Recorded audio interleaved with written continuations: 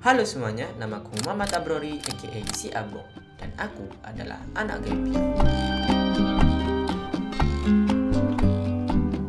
Sebelum aku bercerita lebih dalam mengenai gap year, aku akan memberitahu kalian definisi dari gap year itu sendiri. Gap year adalah istilah yang disematkan kepada seseorang yang menunda kesempatan belajarnya selama 1 tahun atau 2 tahun. Aku sebenarnya bukan orang yang gagal masuk perguruan tinggi negeri. Aku berhasil masuk di salah satu universitas di Jawa Timur, tetapi aku tidak melanjutkan studi di sana. Kenapa? Karena ada beberapa faktor yang harus aku pertimbangkan, dan aku memutuskan untuk gap year dan ikut kembali dalam UTBK 2022. Apakah gap year itu adalah sebuah kegagalan? Menurutku tidak. Kenapa? Karena banyak orang hebat di luar sana, banyak orang sukses di luar sana yang juga menunda kesempatan belajarnya selama 1 tahun. Misalnya Steve Jobs, kemudian J.K. Rowling, dan lain-lain. Jika kita berbicara tentang kegagalan, sebenarnya kegagalan itu bukan sebuah hal yang hina, karena dari kegagalan itu kita bisa jauh lebih baik lagi, kita bisa tahu kekurangan kita, seperti itu. Kemarin saya sempat melihat sebuah video dari konten kreator bernama Zaid Asmi. Ternyata dia juga memutuskan untuk gap year padahal dia sudah diterima di Institut Teknologi Bandung. Dia berkata bahwa orang-orang yang sering mengalami kegagalan cenderung memiliki emotional intelligence yang tinggi. Kenapa? Karena mungkin orang-orang yang sering mengalami kegagalan, mereka jauh lebih siap lagi untuk menghadapi resiko-resiko ke depannya.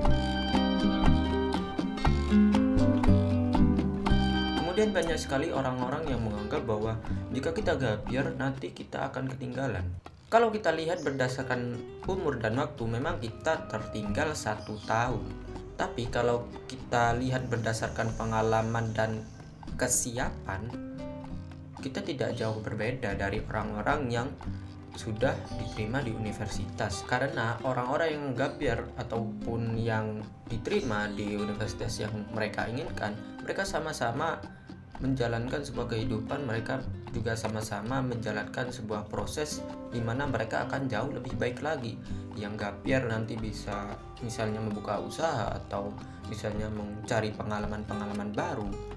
Terus yang sudah diterima misalnya mereka melakukan kegiatan pembelajaran, menurutku sama saja, tidak ada yang tertinggal. Toh ujung-ujungnya kita juga lulus dan bekerja juga, atau melanjutkan ke jenjang yang lebih tinggi. Awalnya aku juga sangat sedih karena memutuskan untuk gap year, tetapi seiring berjalannya waktu, aku berusaha untuk menyembuhkan semua kesedihan-kesedihan yang aku alami. Aku mencoba untuk mencari video-video yang bisa membuat diriku bangkit kembali, dan pada akhirnya aku sudah tidak sedih lagi karena harus memutuskan untuk gap year. Dan ketika aku menjalani masa-masa gap year ini, ternyata banyak sekali keuntungan yang bisa aku dapatkan. Seperti contohnya, aku punya waktu yang lebih banyak, kemudian bisa belajar lebih dalam, kemudian bisa mencari pengalaman yang lebih seru, dan yang paling penting adalah aku bisa bahagia lebih sering. Kenapa? Karena aku mempunyai waktu yang banyak untuk melakukan sebuah kegiatan yang aku sukai.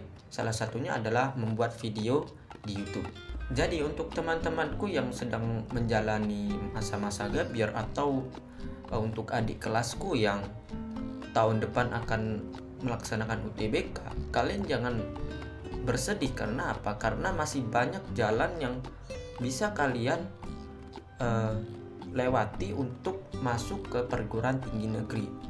Dan kesempatan untuk masuk ke perguruan tinggi negeri ini bukanlah hanya 1 kali kesempatan saja. Aku masih punya 2 kali kesempatan lagi untuk mengikuti ujian UTBK.